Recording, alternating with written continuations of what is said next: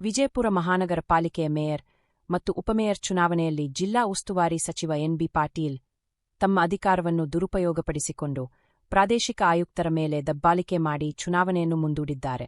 ಈ ಘಟನೆಯನ್ನು ಖಂಡಿಸಿ ನಾವು ರಾಜ್ಯವ್ಯಾಪ್ತಿ ಕಾಂಗ್ರೆಸ್ ನಡೆಯ ವಿರುದ್ಧ ಬೃಹತ್ ಪ್ರತಿಭಟನೆ ಮಾಡುತ್ತೇವೆ ಎಂದು ಸೋಮವಾರದಂದು ಬಿಜೆಪಿ ಜಿಲ್ಲಾಧ್ಯಕ್ಷ ಆರ್.ಎಸ್. ಪಾಟೀಲ್ ಕುಚಬಾಲ್ ಮಾಧ್ಯಮಕ್ಕೆ ಹೇಳಿಕೆ ನೀಡಿದರು. ಗಲಾಟೆ ಮಾಡಿದಾಗ ಈ ಪ್ರೊಸೆಸ್ನಿಂದ ಈ ಪ್ರಕ್ರಿಯೆಯಿಂದ ಬಿಟ್ಟು ಚುನಾವಣಾಧಿಕಾರಿ ಬಿಟ್ಟು ಓಡಿ ಹೋಗಿದ್ದಾರೆ. ಹೀಗಾಗಿ ಇನ್ನೂ 5 ಗಂಟೆವರೆಗೆ ಈ ಚುನಾವಣೆಯ ಸಮಯ ಅದರೊಳಗೆ ಸಂಪೂರ್ಣ ಈ ಪ್ರೊಸೆಸ್ ಅನ್ನು ಮುಗಿಸಬೇಕಾಗಿತ್ತು, ಅದನ್ನು ಬಿಟ್ಟು ಹೋಗಿದ್ದಾರೆ. ಹೀಗಾಗಿ ಚುನಾವಣಾಧಿಕಾರಿ ಸಂಪೂರ್ಣ ಸಂವಿಧಾನ ವಿರೋಧಿ ನಡೆಯದ. ಈಗ ನ್ಯಾಯಾಲಯ ಏನು ಆದೇಶ ಮಾಡಿತ್ತು ಅದಕ್ಕೂ ಕೂಡ ಅಗೌರವ ಮಾಡಿದ್ದಾರೆ.